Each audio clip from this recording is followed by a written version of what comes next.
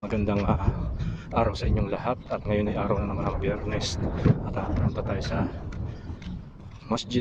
At tuwing Biyernes, ganito ang mga kamusliman, ito ay araw ng pagdarasal at pagpunta sa moske. At ito yung mga kapatid natin sa pananampalatayang Islam at nagsisidatingan. Kahit malalayo ang kanilang mga tirahan ay nagsisidatingan sila at nagsasamba. At ito nga pala yung accommodation ko, at pupunta ako sa masjid mga ilang kilometro.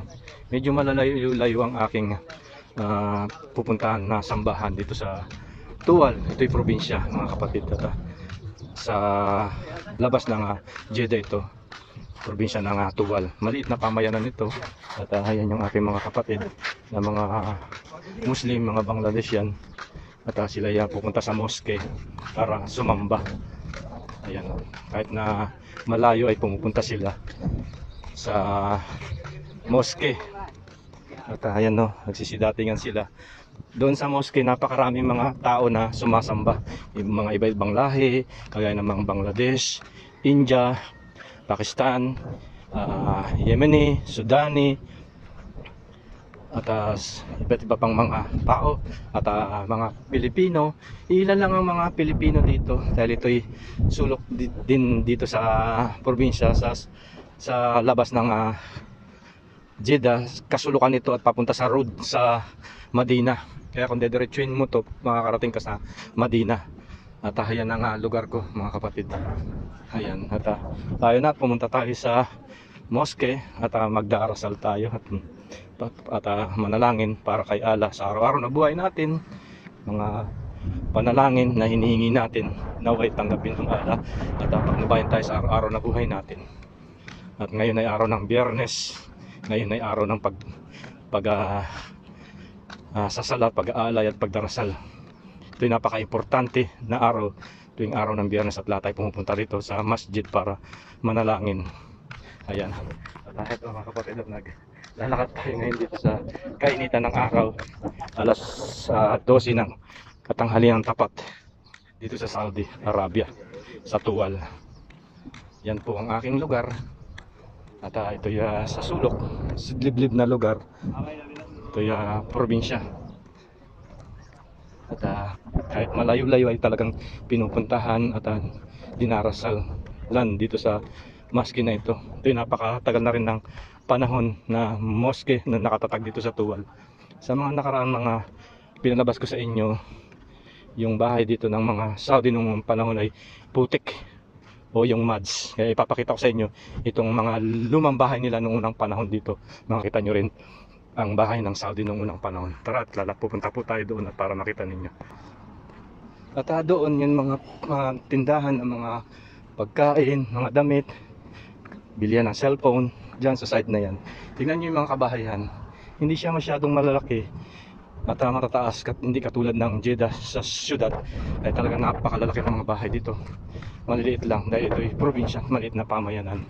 At heto, sa hindi pa nakakakita at nakakaalam na nung unang panahon ng bahay ng mga Saudi ay ganito. Ayan o, kikita ninyo.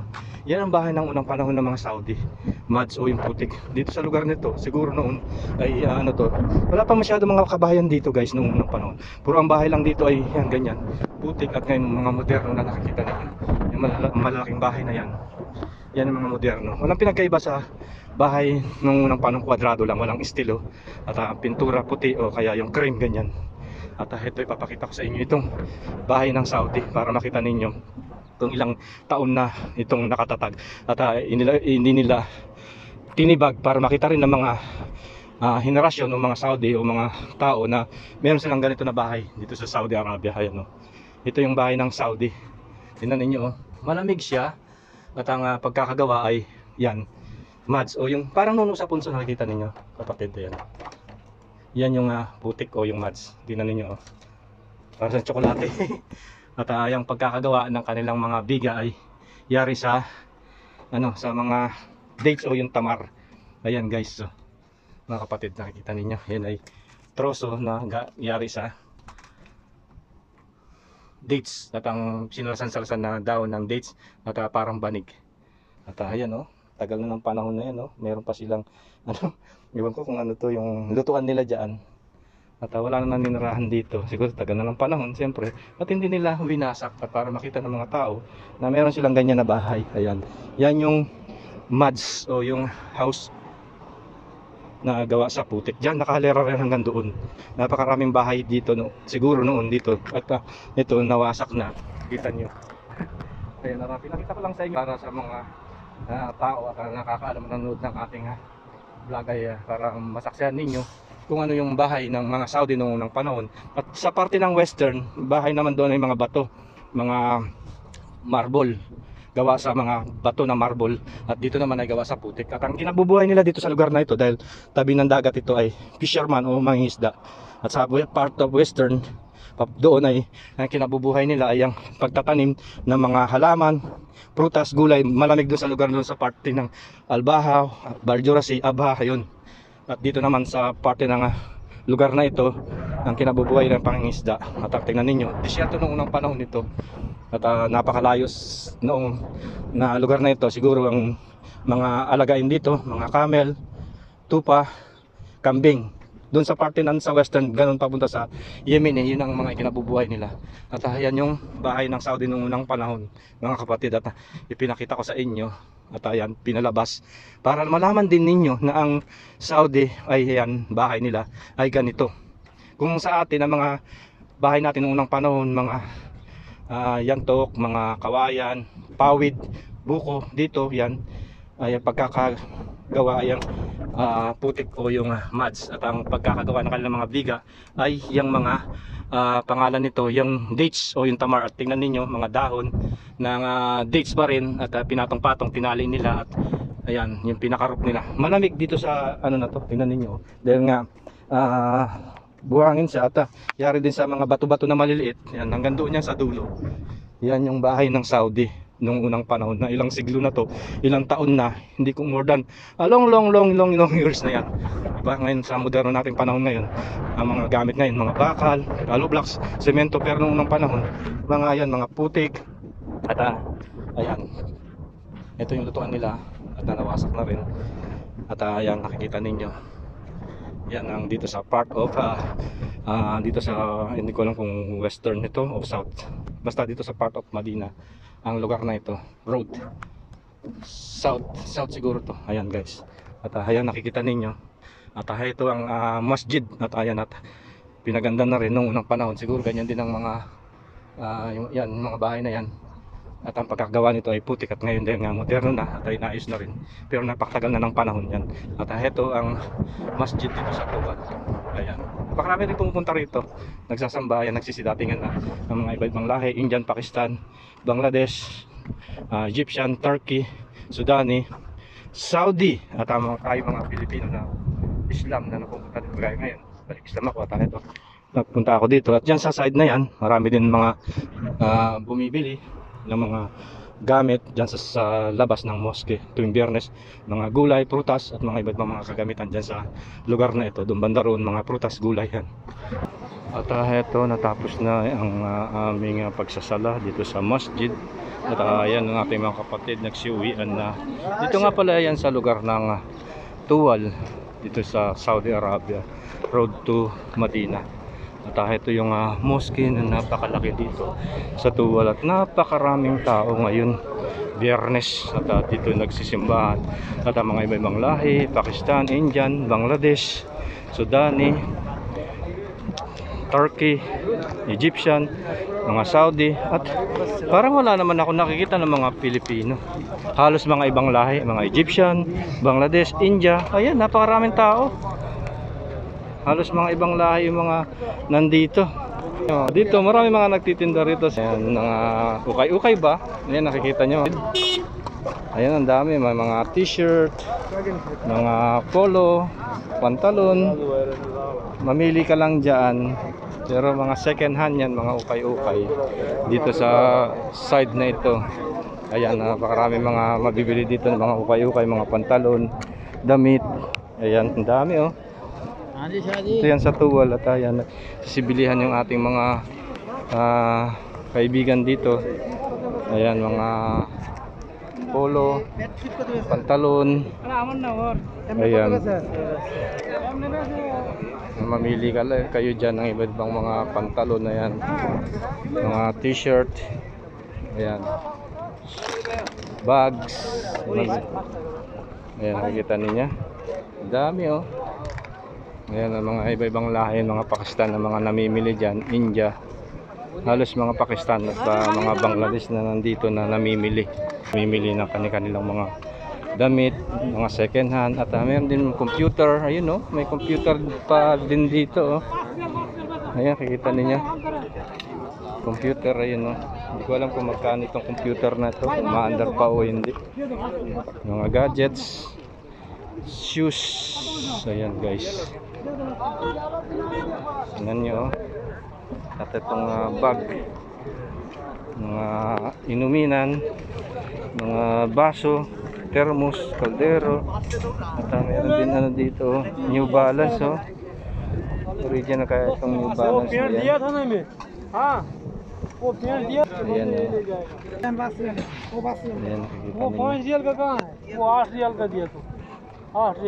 Ayan, tsaka itong ano, tingnan natin itong mga headset. Ayan, mga gamit pambukas ng at eto na guys, ang dami ko na pamili. May sapatos pa ako, may payong dyan lang sa side na yan, sa tuwal. Meron na ako. Pero mo itong Skechers 5 real lang, ang ganda oh. Kahit pang araw-araw lang ba. Oh, di ba? Ang lambot niya, Skechers siya original guys. 5 real lang yan. Napakalambot. Kung bibilin mo to sa pwesto, 250 real. Doon sa mga ukay-ukay doon, 5 real lang. So ayan, at dito ngayon ako sa tuwal. At uwi na ako. Inubos ko talaga yung pera ko para makabili ng mga gamit na sa ano, sa tools ko, baso at bags at kung itong payo. Napakainit at naglalakad ako ngayon dito sa tuwal sa Saudi Arabia. At heto, nandito na tayo sa bahay ko. At ito nga pala yung napamili ko guys. Tingnan ninyo oh. Stainless siya. Magagamit ko to kapag magpiprito ako ng isda. Gusto mong bilingin siya. Ayan. Di ba? Isang peraso. At ito, kapag meron kang gustong kunin na laman, ito stainless din to. Napakaganda oh. Ang ganda. Talaga nasiyahan ako mamili doon.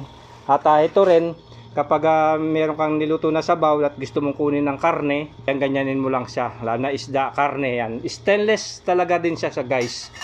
At ito, meron din akong nakitang baso. Napakaganda oh. Ito kapag umiinom ako ng malamig na tubig, maganda. Hindi mo ito mabibili ng ano, sa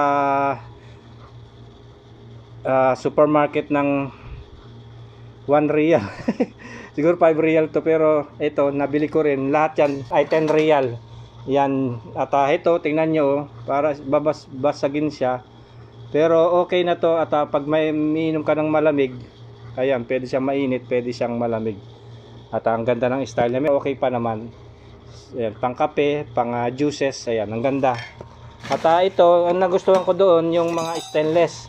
Mura lang siya guys. Kagaya nito, kung gusto mo magano ng ano, sabaw din, magtakal, magano ng arena, ayan, takal, no, stainless din lahat. Pati itong mga ano nila, okay, gusto mong humigop ng sabaw, ayan, na kutsara na meron siyang ilalim, stainless pa rin yan. At itong mga kutsara na, yun ang mga nagugustuhan kasi nabibili doon usually mga ano, aluminum, pero ito mga stainless ng mga nakuha natin. Naka-jackpot tayo guys.